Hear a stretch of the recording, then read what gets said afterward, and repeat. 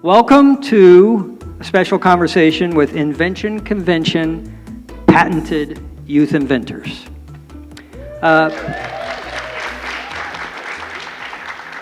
My name is Clay Newbill. I am, executive producer of Shark Tank. And let me share my story of how I came to learn about Invention Convention. Last year, my son Wyatt and his partner Charlotte entered Invention Convention as 8th graders with their product, Terius, which was a 100% biodegradable replacement for styrofoam to be used in shipping.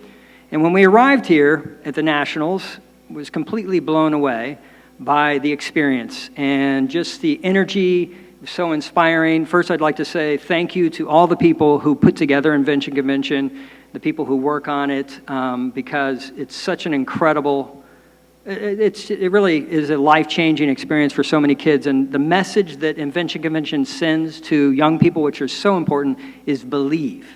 Believe in yourself, believe in your idea, believe in your dream, pursue that dream, because you can accomplish anything you set your mind to. You can do anything you want in this world with an idea and with the drive and the fortitude to get it done. You can achieve those goals and those high dreams. Excuse me. So I was so impressed last year that I went back to our staff at Shark Tank and I said, we got to come next year. So here we are again. My son and his team are here also pitching Terius 2.0. But we have a Shark Tank casting team that is here, and if you have not already gone and pitched them your idea, I encourage you to do so. You never can tell what might happen if you pitch to Shark Tank. You might end up on the show someday, which brings me to Nathaniel. Nathaniel was a youngster with an idea, like a lot of you here today, and he had the drive and the support of his family to pursue that idea. And once he got himself a patent, which we'll talk about in just a few minutes, and he decided, and he had a prototype, he's like, you know what, I'll apply for Shark Tank. And he came on the show. You might have seen him this year, pitched on Shark Tank, got a deal with Robert Herjavec, got a follow-up, which we did in the season as well, an update on the success of his deal that he closed, where he got to go to his high school, Redondo Union High School, and it sounds like we've got some people from Redondo Union, shocker. Anyway, where he was, I think, applauded by probably 500 of his peers because of his accomplishment of what he'd been able to do, and was treated like a rock star. He's not a rock star, he's not a performer, he's not an athlete, he's an inventor, just like you guys. So again, believe. You have the power. You young people that are here today, you're going to be the change of our world and our society tomorrow. So anyway, it's my honor to introduce Nathaniel Wellen as the moderator of today's panel. Nathaniel is the president of Duo LLC, co-inventor of the patented Duo umbrella. Show him how it works.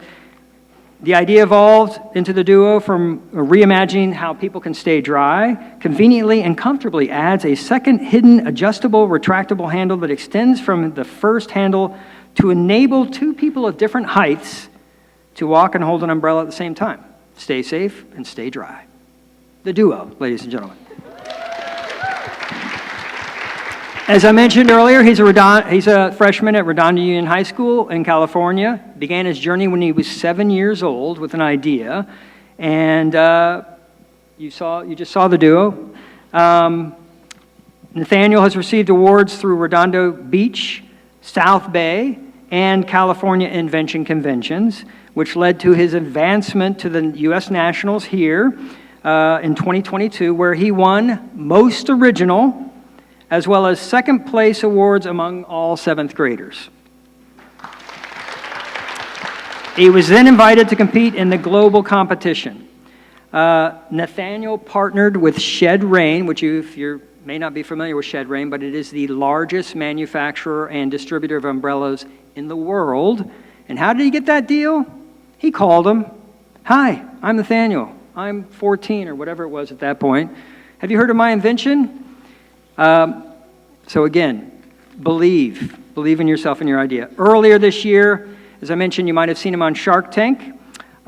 He's been featured on Forbes, Yahoo, ABC, CNBC, and others.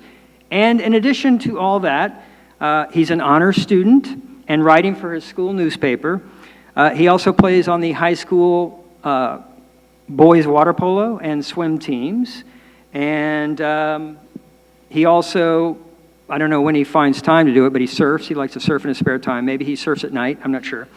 But Nathaniel, it's a pleasure to welcome you back to the stage. Last time we saw each other was in Redondo High, other than this morning's panel. But anyway, I'll turn it over to you now. Well, thank you, Clay, for the wonderful intro. That was amazing. I want to thank not only Clay and not only the entire team at Shark Tank, but the entire team at the Henry Ford, RTX, and the Invention Convention for putting on this whole event, getting us all here. Let's give it up for them. Come on. I am psyched to be back here. 2024 RTX Invention Convention. Let's do it. U.S. Nationals. Last time I was here, I was competing just like all of you, but I was blown away by my experience. I mean, the Henry Ford is the destination, the birthplace of innovation. It's why so many entrepreneurs like you, so many problem solvers, so many hustlers just like you run here for the history and for the community. And that's why we're here. It's why it's the perfect place for the Invention Convention.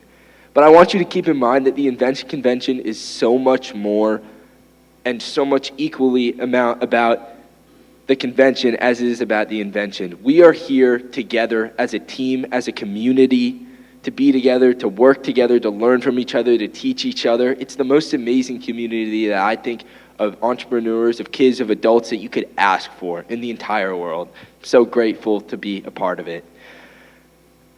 But I was here when the Invention Convention came back in 2022. The four panelists that are with me today, the wonderful panelists that joined me, competed in 2021 and 2020 when the competition was virtual.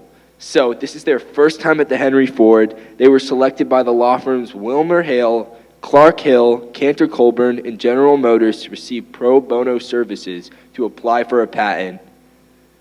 Let's get to know them. Give it up for them.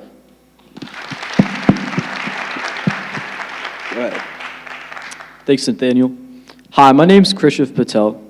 I'm a sophomore from Shelton, Connecticut, and I go to Shelton High School. My first year competing for Invention Convention was in 2020, which happened to be the year that it was virtual.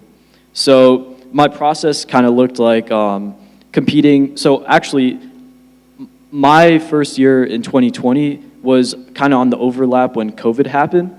So the first preliminaries for the Invention Convention, which was done at my school, was actually in person. And then after my school was over and we went to the state competition was kind of when COVID happened. So that was all online. And then I went to nationals. At nationals, I won the Wilmer Hale Patent Award. So Wilmer Hale law firm sponsored me and helped me get a patent. A little bit about my invention. So my invention is a trash lock that allows animals to not get into your trash cans. It specifically protects your trash cans against bears and raccoons. A big problem in the Northeast is that these animals will get into your trash and litter it across the street. I mean, I don't want to pick up trash across my street, and I hope you guys don't want to either. So it kind of saves you that, and then it also helps the environment as well because it's protecting the animals from eating the trash and maybe getting cut by some sharp things in there, etc. So one of the cool things about my invention is that it's normally always locked, and there's a latch that you can open manually to put the trash in, and then when the trash truck comes and it would be locked, as the trash truck picks it up and turns it upside down, the locking mechanism is gravity enabled, so as it turns upside down, it automatically opens and it lets the trash out. Thank you.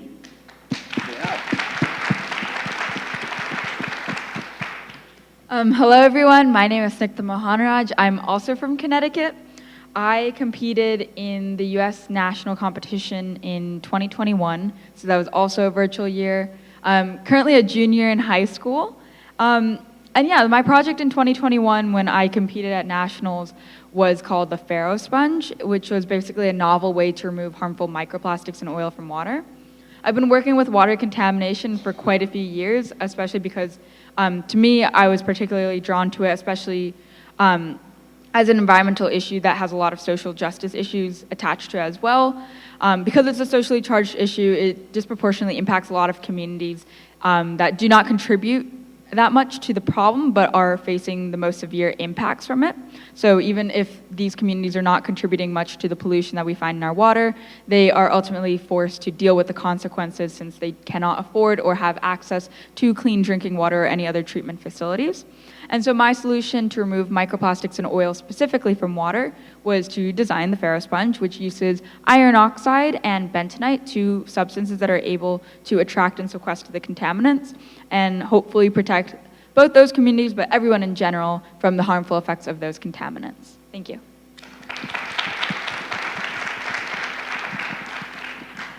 My name is Lauren Strechay. And I'm Nicolette Buonora, and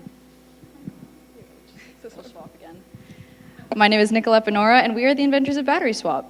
Battery Swap is a dual power source flashlight that was originally created for police officers who are on late night shifts. When they were on their night shifts, their flashlights would typically die without any warning, and they don't carry spare batteries with them. So Battery Swap offers a second set of batteries already installed into the flashlight, so they can just switch but using a simple switch.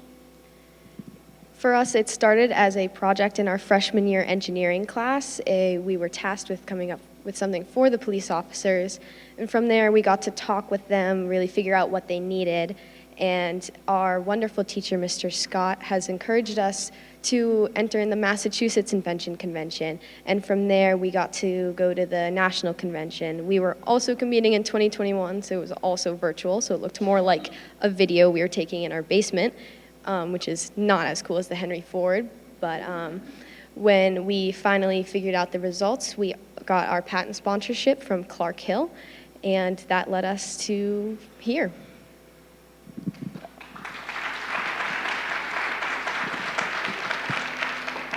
Awesome.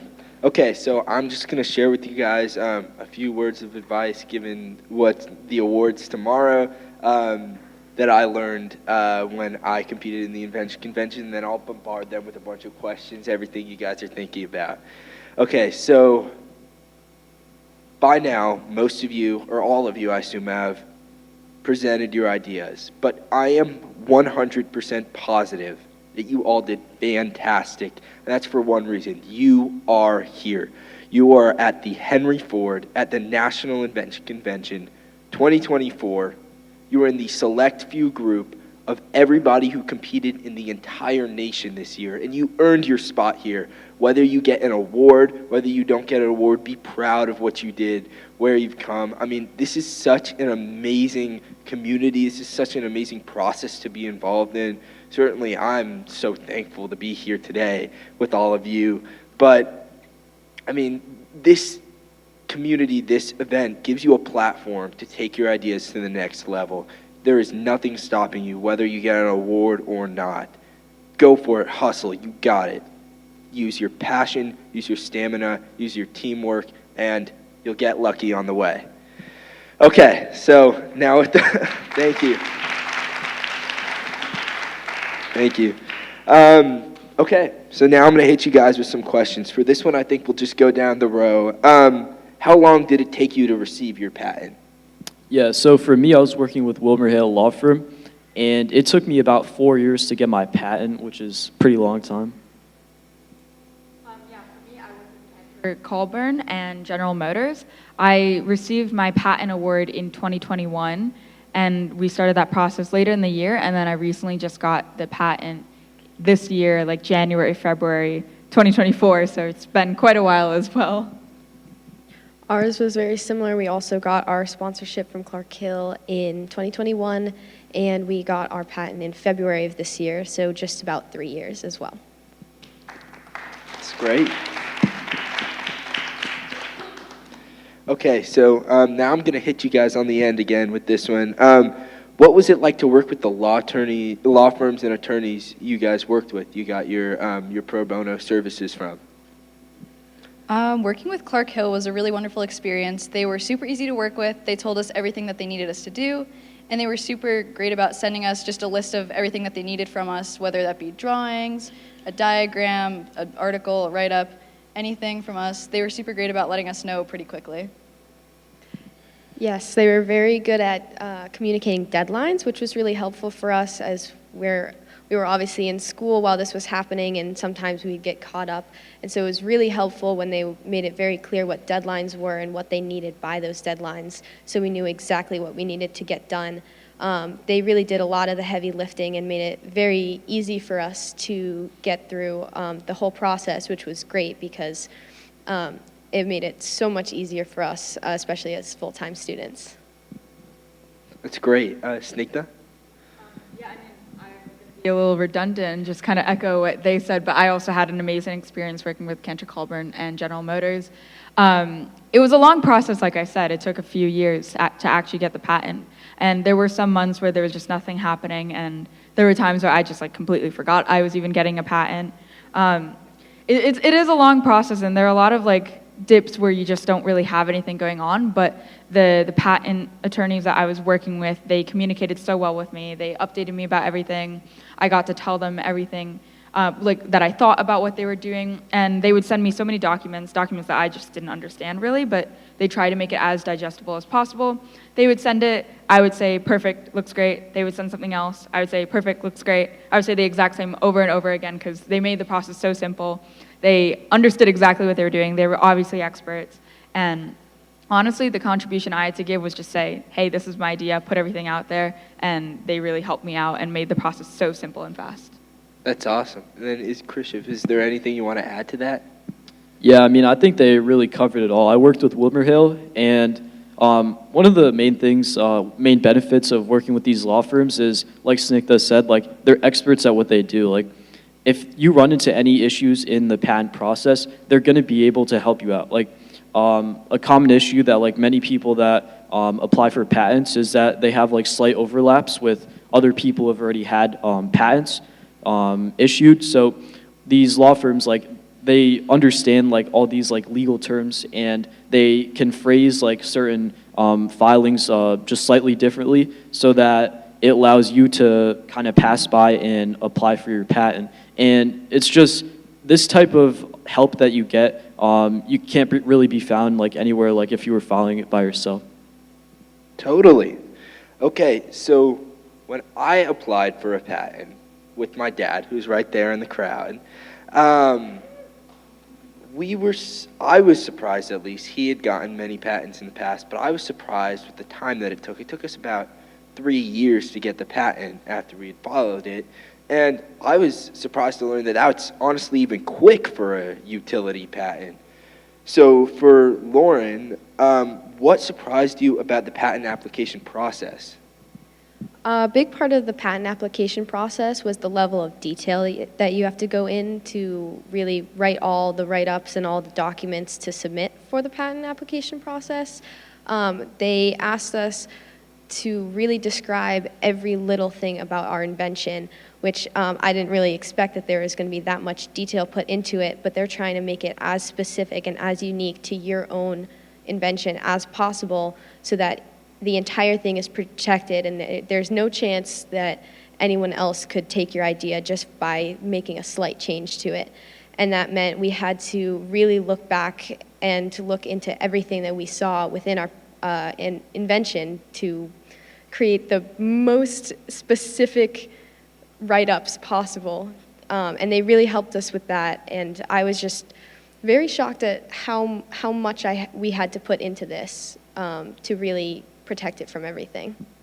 That's great. How about you, Krishiv? Yeah, I mean, one of the surprising things, when I was coming into the patent process was, just how much work you have to do. So it took me, 4 years, and we went back and forth with the law firm, many times. And like Snigtha was also saying earlier, there was, many periods, 2 or 3 months, where I just wouldn't get any updates because there was so much happening. If you look at it, there's so many people applying for patents at the USPTO. So there's just they're always doing work, and it just takes a long time. Additionally, if you have any conflicts with what you're trying to apply for, then that also adds on to the time that takes. Like Nathaniel was saying, like he got his utility patent in 3 years, and that's honestly pretty quick. Like it took me 4 years, which is still also pretty quick. Like some of these patents take many, many years to do. Totally. Okay. Something that surprised me about the patent application process, I think kind of what everyone has said already about it being a lot of work. I mean, you do have to give a very detailed, I guess, description of what you've done, give charts, give diagrams, give a whole write-up about what you've done. And so when I had first gotten the patent award, I didn't know exactly what to think, because I was like, not many people can say that they get a patent when I was like, I don't even know how old I was then. I'm 17 right now, so you do the math. But I was like, not many people can say that they're applying for a patent right then. So I was like, this is a great award, but I have to write stuff. I have to make diagrams. I have to send stuff. I have to read a bunch of documents. And I was like, I'm not a good reader when it comes to really long documents. And so I was like, is this the award that I really wanted? And I was a little set back. I was like, I'm not so sure about this. And then I started working with the lawyers. I was very intimidated at first. I was like, big fancy law guys, what do I know? And it was just so easy. We had a casual conversation about my project. I just sent the papers over about what I had already done for my research, my invention, the stuff that I had already submitted, all the stuff that I had already created. I just gave that over to them. They worked on it. They wrote something up. They sent it back. I was like, okay, yeah, this is exactly what I did. Gave a few corrections, of course. Not everything's going to be perfect, but they made it such an easy process. And I think on the flip side of what everyone's saying, although it is a lot of work that you have to give, when you really look at it, I think the law firm that I worked with, Cantor Colburn and General Motors, I mean, they made it such an easy process for me, and I was very surprised by how laid back it really was. Everybody's obviously wondering this, because why would you even create the invention if you weren't going to do something with it? What are you planning to do with your patented inventions? Anybody want to jump at that one? I guess I can start. So for battery swap, we were thinking about doing another patent to patent part of our system, the electronics, because right now what we have a patent on is the full product, but we just want to make sure that everything is super protected, so we just want to get one more patent to just make sure. And then after that, we would like to bring it to market and make it like a real product that people can purchase. It's great. So like I said, I got my patent earlier this year, January, February. There are a lot of stories that you'll hear about junior year of high school being a lot, and I will say that is indeed true. I have a lot going on, and so I haven't really thought that much about the patent so far, in all honesty. But summer's coming up, and hopefully I can work more on my project. The main goal of my project that I'm trying to achieve is to make this water filtration system as accessible as possible to the people who most need it, which means reducing the financial barrier as much as possible. The way that I want to go about this is probably collaborating with a lot of environmental organizations, both locally, nationally, even globally, to make this a product that can actually just be distributed on mass scales at as low of a cost as possible. And so there are definitely a lot of ways to go about that, a lot of collaborations down the line. And as you know, time frees up, of course, definitely something that I want to go about doing. That's great. Yeah, so for me, to be completely honest, I'm still kind of unsure of what I want to do. There's a lot you can do with the patent. Some of the things you could do is like commercialize it. You could sell your patent, or you could outsource the manufacturing. Honestly, right now I'm kind of leaning down the commercializing route. I want to see this invention in like stores in my community. I want to make an impact on people, and I want to help them make their lives more convenient. You know, that's kind of the whole point of why I started this invention, and I'm sure that's why many of us have started this invention, to benefit other people in some way, shape, or form. Totally. Okay. Yeah, so Nathaniel, one of the things that I'm sure everybody else is wondering is, what is your plan to sell the Duo? So, phase one of selling the Duo, we've been pre-order. For the last few months, since the airing of Shark Tank, we've been pre-order on shedrain.com and theduo.com for 20% off. I just got the umbrellas for the first time the other day. They're shipping to everybody who pre-ordered them, which is a dream come true. I never actually thought I'd see the day where they really exist, and I can't thank my dad more enough. He's the best business partner I could ever ask for.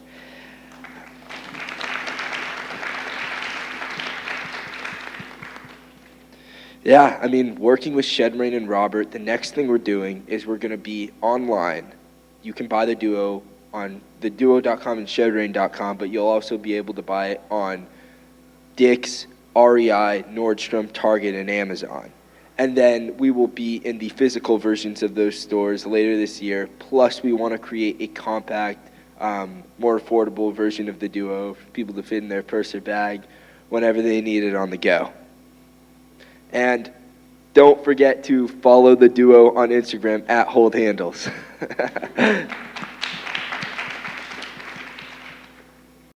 You guys really know your stuff. This one's just for a few. We'll start with Nicolette. What advice do you have for youth inventors related to their inventions? So the most important thing that I've learned through invention is don't let failure deter you from continuing to invent. You're gonna fail a whole bunch of times before you get what you're doing just right. It's bound to happen. It's the best way to improve. So just embrace failure and don't let it keep you from wanting to keep inventing, because without failure, your invention, it wouldn't be the best that it can be. It's awesome.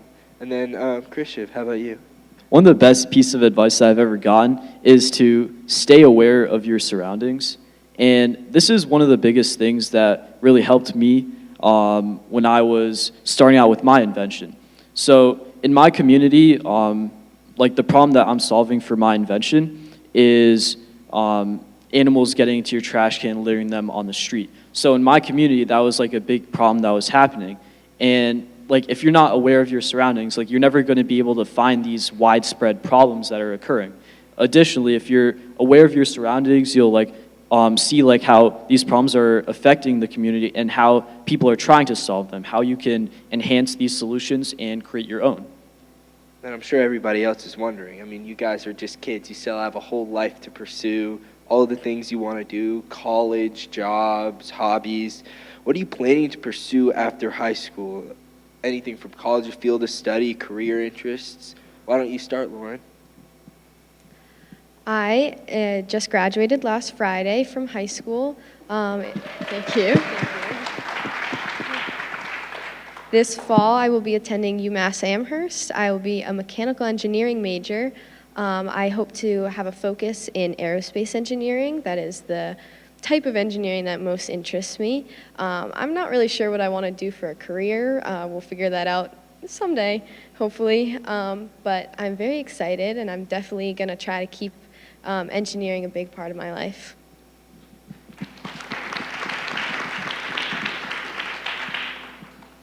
I also just graduated high school last Friday. Thank you. And I'm committed to Wentworth next year for electromechanical engineering, so I'm super excited about that. I don't know exactly what career I want to go into in the future, but I'm just excited to keep engineering in my future. Thank you. Totally. So I'm currently a junior in high school, so I've got a long year ahead before I get to say I've graduated. So definitely, based on the college, the actual major will change, but I hope to double major, one major in either environmental science or environmental engineering, definitely to pursue my work and all these environmental issues that I have as an interest, so the water contamination that I've been working through my research and my inventions. In addition to that, I also do a lot of climate work, climate action, climate education within schools, so that's definitely something I'd like to pursue my education in through environmental science or environmental engineering. And I'd like to combine that with a double major and having the second major being in political science. I've recently discovered that there is actually a humanities side to me. I used to think I was kind of like a STEM robot, but I think it's really beautiful to see how the two different fields can interact with one another. And I think something that I've realized as I've gotten more involved civically is that STEM obviously is a very strong aspect of our life, but a lot of people in government don't know how to actually use it. And especially since we have such big issues that we're facing right now, like climate change, for example, where we're lacking a strong science voice within our government. I'd like to use an education in political science to combine it to actually bring effective action. Saving the world out here. Go ahead, Krishiv. Yeah, for me, I'm still a sophomore in high school, so I still have a little bit more of time. Unlike them, they're already on their way. But I'm, maybe more of a STEM person. Snigtha was kind of condemning us for that, but, I think that in college I wanted to do some type of applied math and econ double major. I want to go into finance in the future. That's great. Okay, and then last thing, in your spare time, what do you like to do? It's going to be a really basic answer, but I will say one of the things that I think when you get involved with the Invention Convention or any other kind of conference is that there's a lot of work that you need to put into it, and you have a project, right? And it's really easy to get lost in that and to kind of get into this mindset of just work, work, work. And so to de-stress, kind of get away from that, I think it's as simple as just, being around people that you enjoy to be with. I think this year, definitely junior year, there's a lot of work that I have, a lot of AP classes, a lot of applications, a lot of programs, my research, a lot of things to juggle. And I guess even if that means that I procrastinate a little too much, I do definitely like to go out with my friends, just grab some boba. It's something that I thought I hated for a really long time, and I've discovered it's actually really good. My go-to order is an Oreo creme brulee milk tea, if anyone wanted to get it for me. But yeah, I'd love to grab boba with people, just walk with my dog, hang out with my parents. We play Rummy a lot, and I've been trying to get them to play more Monopoly with me, but I don't think I'm that fun to play with. There's just a lot of things. I mean, I don't really have a hobby per se, but just being around people that I enjoy being around just gives me so much happiness and really lets you forget about anything that's stressing in your life. Totally. In my free time, I'm on my school's robotics team. I was our team's leader this year, and we just recently competed in Dallas, Texas for Worlds, so that was super fun. Wow. So that's one of my favorite things. I have two other big commitments outside of engineering and inventing. I play field hockey year-round, and I also am a black belt in karate, and I teach classes to younger kids. And if I'm not inventing, if I'm not going to school, that's usually where you'll find me.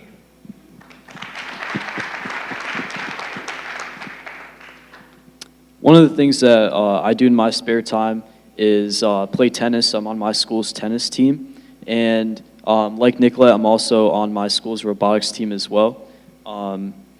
Also, like Snigtha, I also hang out with my friends in my free time. It's kind of just like a way to de-stress and just have some fun, Yeah. Okay, well, I'm so glad you guys found things to do in your free time when you're not working on patented inventions or saving the world or booby trapping trash cans.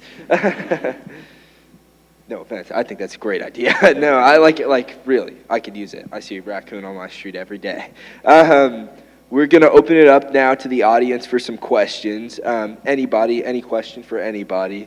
And if not, I have some conversation starters, but feel free to raise a hand and we'll bring you a mic. Oh, I think we got one right here. What do you like to do in your spare time?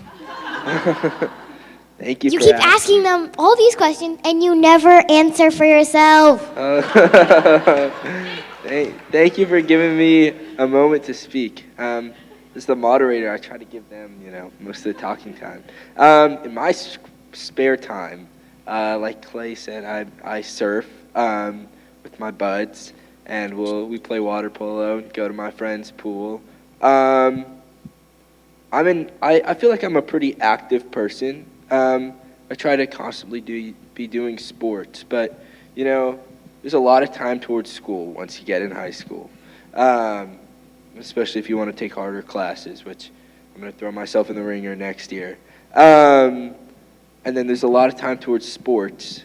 So in any free time, I just try to de-stress, work on some business, and I I just really love my life. Thank you for thank you for asking that question. Yeah. Hi, that was really wonderful. I was interested towards the end about the conversation around being STEM people and sort of learning to get beyond that. So I was wondering, this is kind of a question for all of you, but as you define yourself as STEM people, what are the most important non-STEM skills that you've developed that have helped you on your invention journey?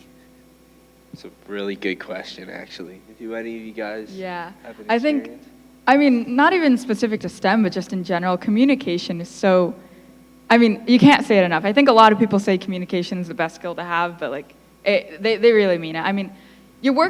Truthfully, your work does not matter if no one cares. You need to be able to actually communicate in a way that actually resonates with people. People understand what you're doing. People understand why you care. People start to care themselves. And I think communication is the biggest skill you need to have. And more particular to STEM, I think there are a lot of toxic environments, I think, within the STEM workspace. And recently, I think as, internships, colleges, whatever it is, are becoming a little more cutthroat with just admissions and getting acceptances. There's a really big competitive atmosphere, I think, right now. And because of this, I think a lot of collaboration is being lost as well. And I think it goes without saying that when you're able to bring a lot of diverse perspectives together, regardless of background, you're able to provide so many unique perspectives and actually get stuff done. And right now, with a lot of competitive atmospheres, people forget that you can actually collaborate and communicate with one another to improve and innovate. And I'd say, especially within STEM, because of the toxicity that I would say there kind of is right now, a really good skill to have is just being open to collaboration and being willing to maybe even admit your own weaknesses, admit your own faults, and try to learn from other people.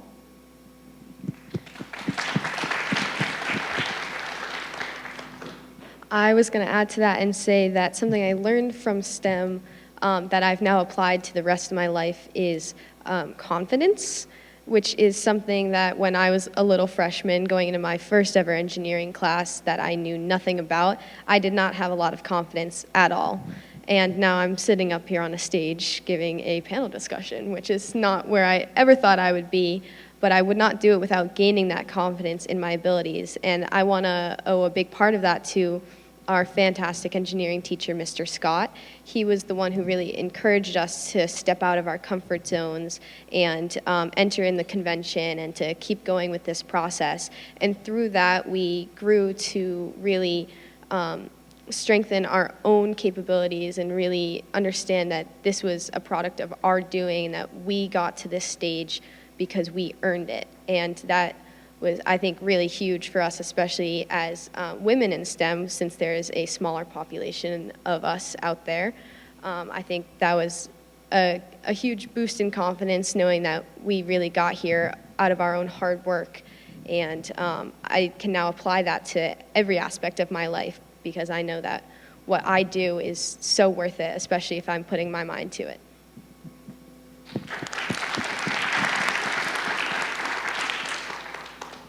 Okay. Congratulations on all your patent awards.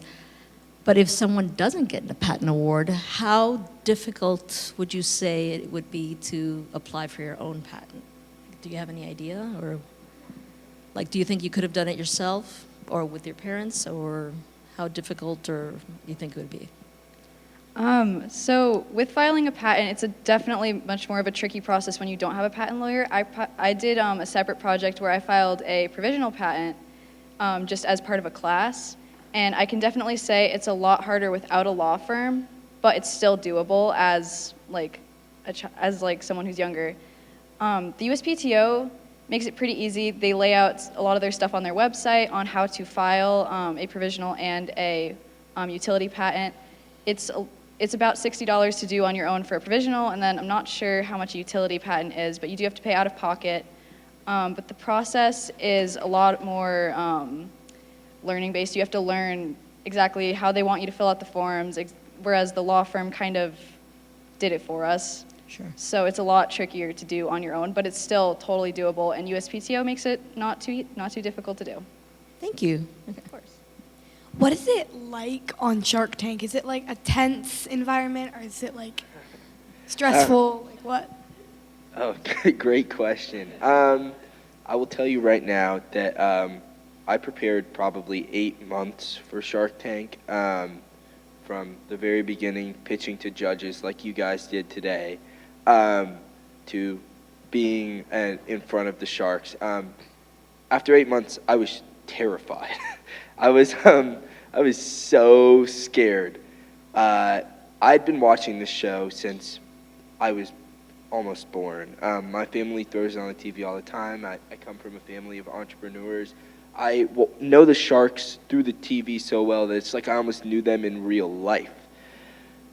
And it's a scary thing to get ready for the show and be like, oh, I think this person's going to do this. Wonderful's going to reject me. Lori, I need her for QVC, but I'll never get her. And then, oh my gosh, Robert, I need to make him smile. That makes the whole show feel so much better. And Mark's the big dog. He's out here, and everybody's like, oh, it's the owner of the Mavericks. Everybody knows Mark. Like, I mean, it was such a scary thing to prepare for that show. And just so you know, I mean, when you go on Shark Tank, it's done in one take. You make a mistake, I mean, anything could happen. So when I got in there and the sharks started dropping out, and I lost Barbara, and I lost Mark, and I lost Wonderful, I got really scared. And I was like, oh, I don't think this is going to happen. But I thought about it, I'm like, this is my chance, right? We did all this work. I worked with my dad for months, my entire family. My mom and my sister helped me pitch the product. I'm here. It's less than an hour out of my day. Let me prove myself. So I tried to be more confident, and the whole experience was humbling. And I started getting excited. I got an offer from Robert. I was like, oh, I don't know if I want to counter. I don't want to lose this. Like, this is all I have. But I ended up countering, and I scored back a whole 2% of the company. So and I ended up making a deal with Robert. We did a follow-up segment. The entire experience was one of a kind. It was world-class. It will forever be, as of now, my greatest achievement. And I'm so glad I did it with Shed Rain, and now that we have Robert, but with my family. And I love them so much. So I thank them for all the support and everybody who's helped me along the way. But it's proof that you guys can do it too. I started here. I made it to the Nationals like you did. I'm here like you did. You pitched in front of the Sharks. You have the same opportunity. You can do it. And if I go back to those 4 principles, stamina, teamwork, passion, and then by combining those 3, you will get luck.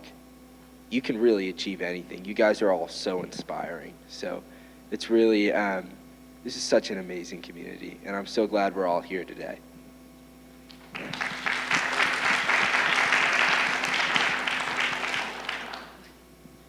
What was it like working with Robert? Robert's amazing. He's a ball of energy. He's so happy and funny, and he's always excited to hear updates on the product. We meet with him. We have a meeting with him in about a week from tomorrow. I mean, it's always just a delight to be on a call with him or see him in person or talk. He's helped us with product development, and he's really the best shark I could have ever asked for. What is, from your point of view and perspective, how would a parent be really, really helpful in the invention convention, or just as a patent holder? How would a parent be How helpful? would a parent be really helpful? What advice for parents? I think a kid would not like this, but I would say to parents, push your kids. I mean, I think I was very awkward. I was very nervous when I was younger. I didn't want to put myself out there. I thought it was hard to go up to a random adult and introduce myself. And I have countless memories of just my mom kind of being like, go introduce yourself. Go tell her about you. And no, that would be I could not do that. And I think I encountered a lot of awkward experiences like that, and it was really embarrassing, and I couldn't put myself out there, and that was was hard. But I'm really glad that I was pushed like that from both my mom and my dad to achieve more, to put myself out there, to look for the resources that are out there. After I turned 16, I was looking for a lab internship, and I didn't know who to look for, so I just cold emailed so many professors, and I ended up working at a great lab, which I'm continuing on into the summer. And I think there are just so many opportunities out there that as a kid, it's hard to know what is out there. You're a kid compared to these experienced adults. It's very intimidating. And I think just something very helpful from parents is that kids don't know that yet. It's a new world. We're just figuring it out. And as a parent, it's very helpful. Even if the kid is a little bit reluctant, I would say just push a little bit, and they'll figure it out after. Yeah, I totally agree. The best thing you can do is to encourage them to try new things. They'll be scared at first. My mom made me try engineering. I was like, Mom, I want to do photography. I'm going to hate this. And she was like, you're going to try the class for a week. If you hate it, you can drop it. But after the first class, I already knew that was exactly what I wanted to keep doing. So definitely encourage your kids. They're going to be scared. They're going to be nervous to try things, but definitely give them the confidence that they need to go for it. Congratulations for everyone. Very impressive work. My question is that I think during the kind of invention and also patent process, maybe you face the very difficult situation. So could you share what is the most difficult situation and how did you overcome? Yeah, so one of the most difficult situations in the patent process was definitely when there was some conflicts with other people who had already had a patent issued. So from what I've heard from the law firm, this is pretty common, and it happens pretty regularly.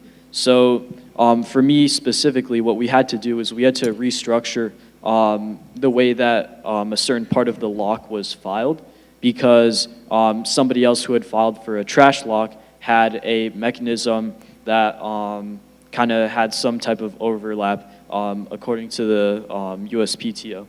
So it's kind of more of a lawyer type of thing to do. If you're filing it by yourself, the actual people who are going over the USPTO, they'll give some feedback on how you can revise your patent. So you can look at that if you're doing it by yourself. Otherwise, the lawyers will do it for you.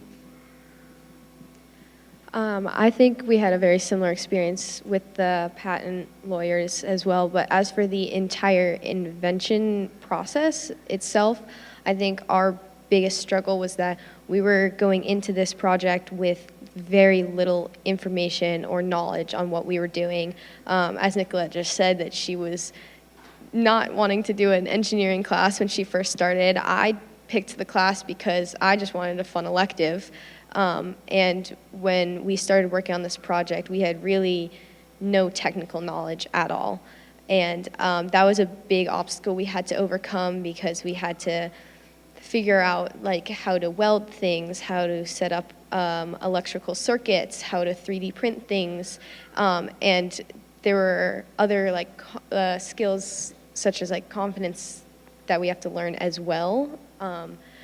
That I think it was just a very large learning curve for starting an engineering project like the one that we did.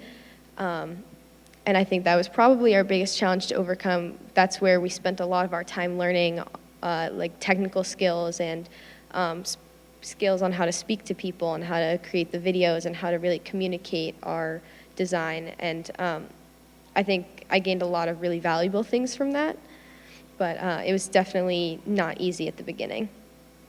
So what was your process leading up to Shark Tank? To Shark Tank. It is a lot of paperwork, a lot of auditions, a lot of teamwork from your family.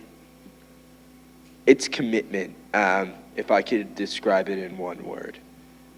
Shark Tank, they're world class. The way that they, all the people on their staff, the way they produce everything, the way everything's always cut together, and all the forums, it's very clear how professional and amazing the show really is. It's the American dream in a show. But it's not easy to get into. when I pitched, I didn't think my chances were high. I mean, I thought the head of casting, who I pitched to, Mindy, some of you may have met, I thought she liked me, but I didn't know if I was Shark Tank worthy. So over the course of months and months and months, it took time for preparation and auditioning, videos, tens and tens, hundreds of videos. My sister in the segment, she gets water dumped on her. We call it the torrential downpour. That she must have gotten torrential downpoured, if that's a verb or an adjective. She must have gotten torrential downpoured 30 times when we were working on it as a family. I mean, she has the commitment. My mom had the commitment to hold the water over us. I had to have some commitment to pitch the product. My dad had commitment to produce the whole thing and work behind the scenes, getting everything going. I mean, it took a team, and it took our family. It took a lot out of my summer, but in every way it was worth it. And so I'm so glad I took that opportunity. Are there? Oh, How yes. did you come up with your invention idea? Mine?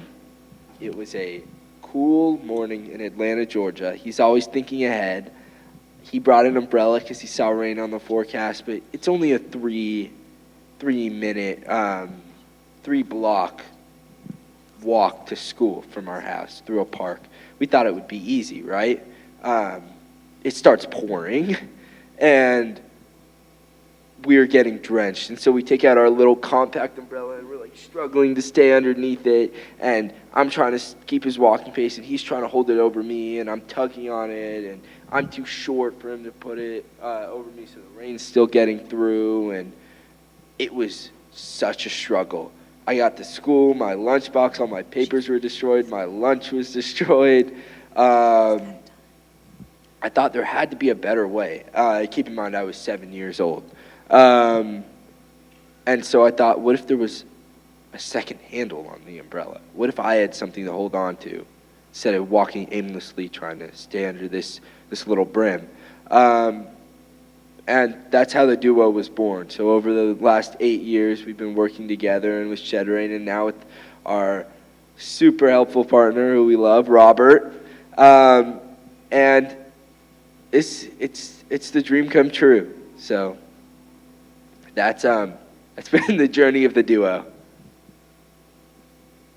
What was the most difficult part of making your invention? The patent process is hard. It's hard to patent the right thing, and to make it non-obvious. And you wanna find your patent because that's your intellectual property. That's something you own. IP is more than just something you can say you have.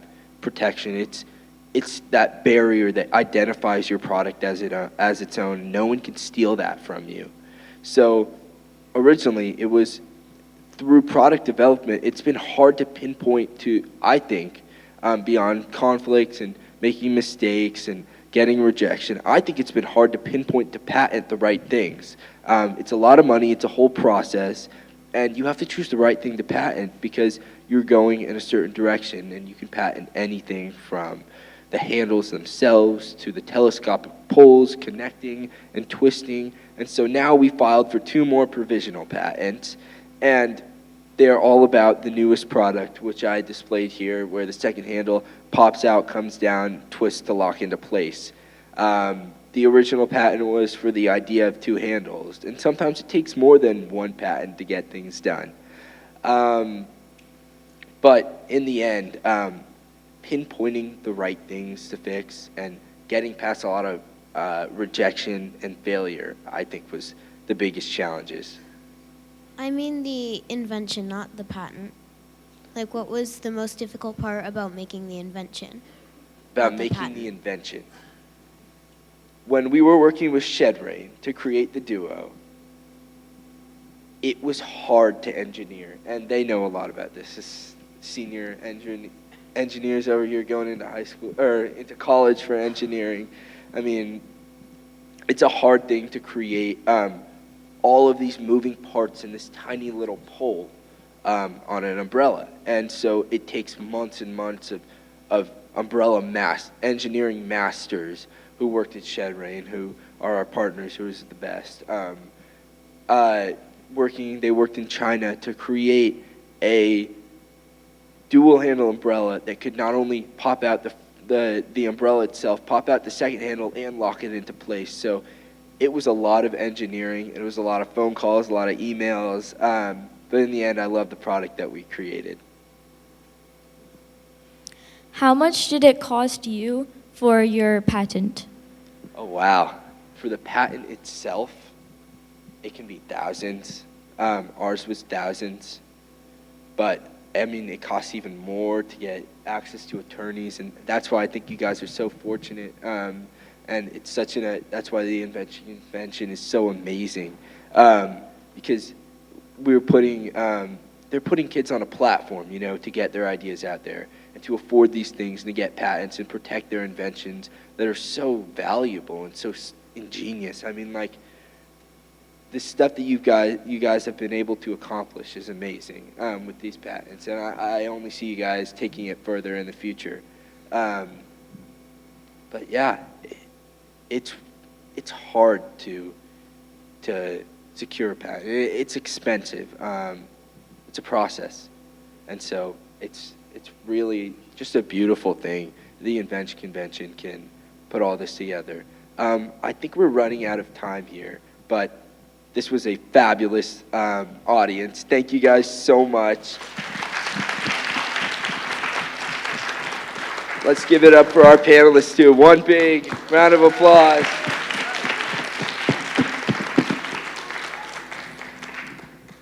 Okay, congratulations and best of luck to you all. Thank you. And I'll see you at the awards tomorrow.